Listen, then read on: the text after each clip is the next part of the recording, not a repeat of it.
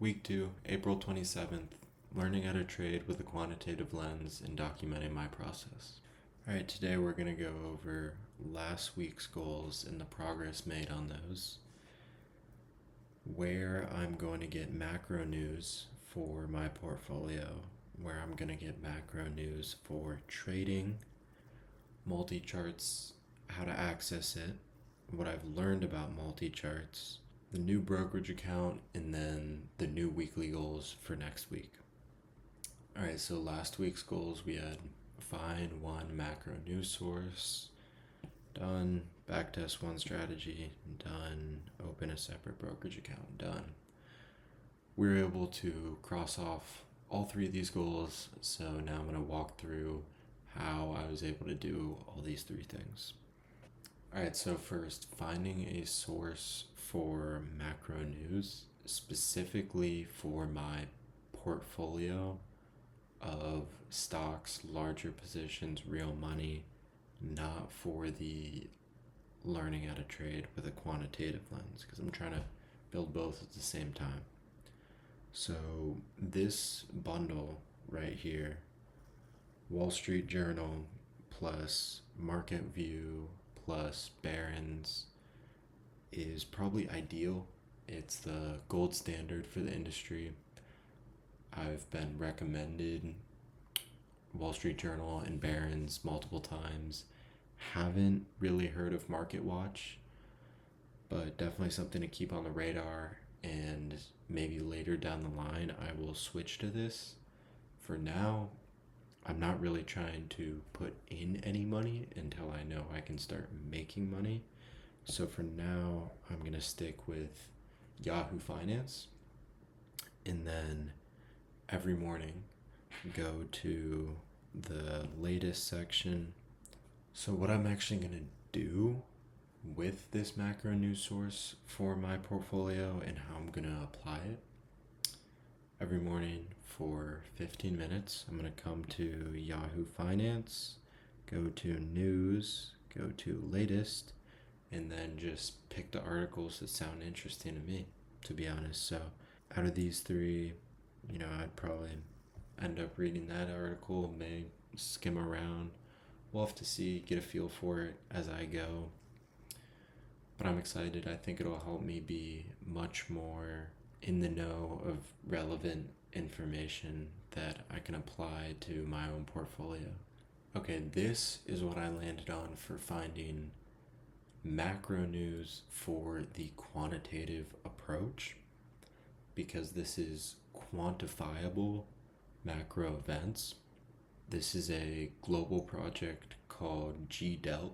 So GDELT is essentially a huge database of all the important events in the world quantified. And so I'm aiming to take that rich quantified database and then apply that data to create my quantitative approach to trading. That's the idea, at least. It is essentially just a huge data set, but I have to figure out how to make that data useful. So words keep popping up like API. I'm not even entirely sure what that means right now, but I have a general gist of what it does. It sounds like I have to tap into that, extract useful data with certain conditions, and then integrate that into a potential trading strategy. Okay, so now moving on to the second goal of getting into MultiCharts, understanding the basics of the platform, and seeing some code do something. So I wanted to choose MultiCharts because easy, reputable, and honestly just the gold standard. And I think it's the perfect platform for me right now, given my focus being on simulated trading, to get a good start. Big issue though, MultiCharts only runs on Windows, not Mac. I have a Mac and I don't want want to spend a ton of money to buy a Windows computer. How do I move forward? Really, my only options are use a terrible software, because all of the good softwares are on Windows, or buy a Windows computer, which I don't really want to do because it's really expensive, or run a virtual machine. So that's where I just run Windows inside my Mac, essentially. It costs money and it gives you worse performance, but those are trade-offs that I'm willing to make for now, because I don't want to spend $1,000 on a Windows PC, and I do want to run capable software. So then, to be able to run a virtual machine on my Mac, there are two different programs I can use. Well, there's way more, but there's two different main ones: Parallels or VMware. Parallels is generally more reliable and has a paid partnership with Microsoft. And so I don't have to worry about, a lawsuit happens and then I lose my ability to use the product because they can't host it anymore. However, Parallels does cost money, but with student discount, it's not actually that bad. So I did mock up a little chart here comparing the two options, Parallels versus VMware. Parallels wins in basically every category except VMware is free. The ones that I care about the most, though, are that Parallels is an official partner versus unofficial, and specifically on M series Macs, Parallels is known to work very well.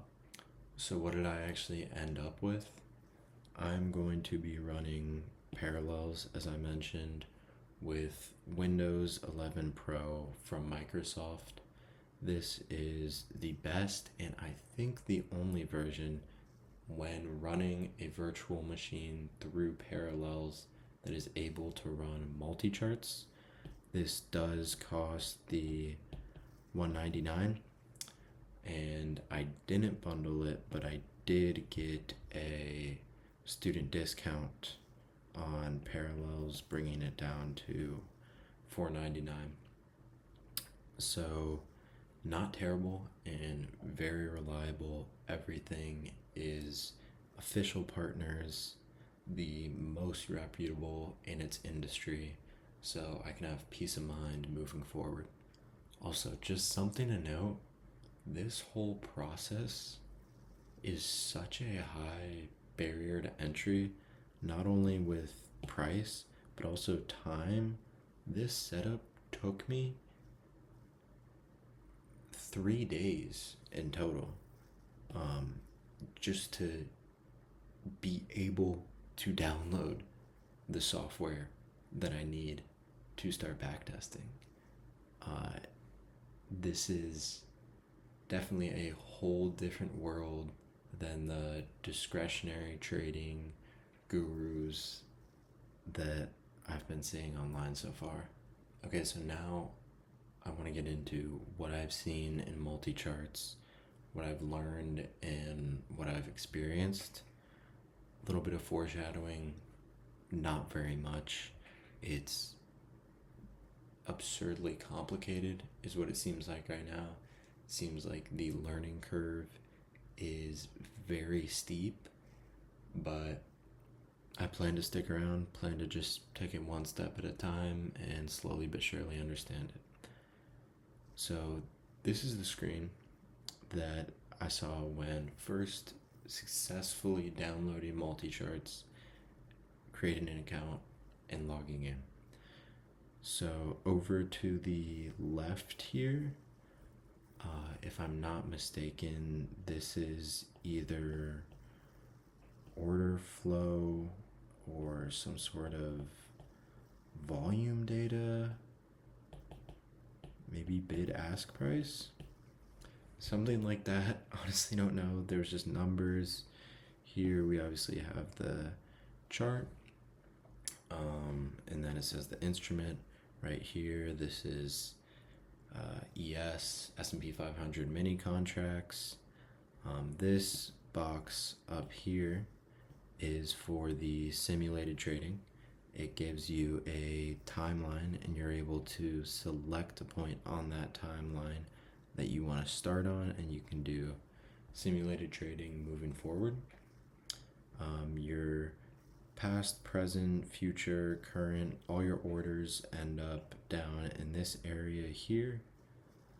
And then over to the right in this spot, you have the type of entries and exits that you can place. And there was honestly way more than I even knew existed. I knew market, stop, limit, but as you can see, there's 6 exits and 7 entries. So I'm definitely gonna have to learn what all those mean as well. Okay, but good news, I was able to complete the goal and deploy a strategy successfully in MultiCharts with code. Just to throw it out there, I did not create the code, I did not write the code, I still do not know how to code, but there is code behind this strategy, and it's not purely discretionary. So on the left here, we have insert study and then signals. All signals means is strategy. These are the different strategies that I was able to choose from that were already created, already coded, very simple, and I could just input them into the data range that I was looking at. Something to note that I thought was interesting is that I assumed buy and sell orders would be in the same strategy, but actually what I'm seeing is they have a strategy for long entries and then short entries. And so what happened originally is I put on one of these strategies, and then I was getting my data back with no results. It was just NA.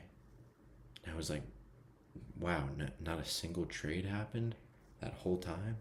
No, not a single trade was closed that whole time. And so what actually I needed to do was put 2 corresponding signals on at the same time, one being a long entry, buy, and then the other being a sell entry, short entry, or stop. So start the position, stop the position if it was long. That also could be wrong, by the way. That is what I gathered. Then over here on the right, we can see sort of how this strategy played out on not a ton of data, not a ton of trades, but you can see this little red arrow here entering a position, coming all the way up here, and then exiting a position. And so it looks like this was maybe a sell order because this line here is red. So I assume that means that was a losing trade. And then here we had a buy order and then a sell order here. And this was a long and it went up. So it was in the profit. This is what I'm assuming, taking a lot of assumptions. I don't really know what I'm doing yet. Okay, so here we have a look at the 2 different signals strategies. So here we have this is the entry signal on the left here. And so you can see if condition 1 is met, then we buy. And so that enters us into a position, say here.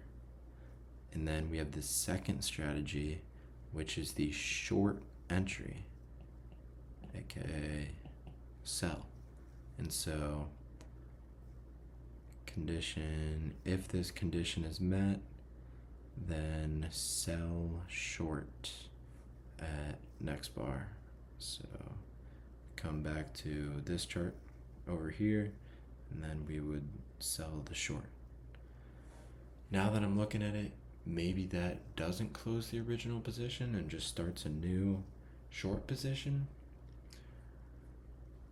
Again, I don't really know. The goal for this week was simply to see some code do something, and we accomplished that, so I'm happy with that. But yeah, I am going to have to start understanding what exactly these are doing, because precision matters. Don't want to be throwing away money, even if it's fake money. Okay, this part was really cool. So after running the simulation with the coded algorithmic strategies that, again, I did not create, I was able to see my strategy analysis and see how it performed. So if we look at the timing aspect, the period that this was tested over was only 13 hours because I didn't want to download any data just yet, and the only local data was the past trading day. So it was only 13 hours, and just given this strategy was in the market most of the time. Here, this is even cooler. We have the analysis of the results. So we have the equity curve here on the left. As we can see, it actually did start to make a profit at the beginning of the day, then dropped off pretty sharply. But again, this is tested over only one day, and I don't even know what the strategy is. Moving average, I don't even really know what that means. What I do want to figure out how to do is add a benchmark to the equity curve. So say, we had the S&P as a benchmark, and then S&P came and did this. And it'd be like, okay, well, maybe our strategy is actually not that bad. So adding a benchmark to the equity curve is definitely something I'm looking to figure out. And then over on the right, we have the Monte Carlo simulation, which is what I had been hearing all about. Seems like it's just the most fundamental principle of quantitative trading is running Monte Carlo simulations, trying to see how your strategy could perform in potential reasonable imaginary future price action. So kind of if everything went well, your smallest drawdown would be that. If everything went bad, your largest drawdown would be that. And then that would be the base, the average, I assume. So the strategy isn't very good. Over 45 trades, it would, go down for pretty much all of them. But maybe that's not enough trades. Again, I would have to tweak this and figure out what's going on, how to understand it, what makes a Monte Carlo simulation effective. Okay, this goal was super simple. Open a new brokerage account. Check. I did it. I already had an account with Fidelity, and then once you have one account, it's very easy to just add another. They already have my bank account information, so I just linked it again. I did just do it recently though, so I think I have to wait a couple more days for the bank to fully link with the brokerage account, and then I want to place 2 positions. And just for clarification, this is the fun account for now. It is real money, but not any significant amount of money. Most of the money is still in a separate account in index funds, and that's why I wanted to open this new brokerage account to still be in the game with real money, but not feel the sense of constricting pressure of, oh, I can't mess this up because it's my main account where all the money is in index funds. Especially as someone who tends more towards delaying action for the hopes of perfection, having a fun account where it doesn't matter if things go wrong is what I believe to be the most ideal setup for my situation right now. Okay, moving forward. So goals for next week. As I mentioned, want to place 2 new positions in the new brokerage account. I have the 2 positions that I already want to place. They're semi-long-term positions, likely 4 to 18 months. Then I want to create a strategy and test in MultiCharts. So this past week I had just inputted one of the strategies that was already in MultiCharts. I want to use the strategy editor, create my own strategy. Could just be even just tweaking one of the ones that they already have. And then I think you have to compile it as a new file and then put that into the raw data and see the result.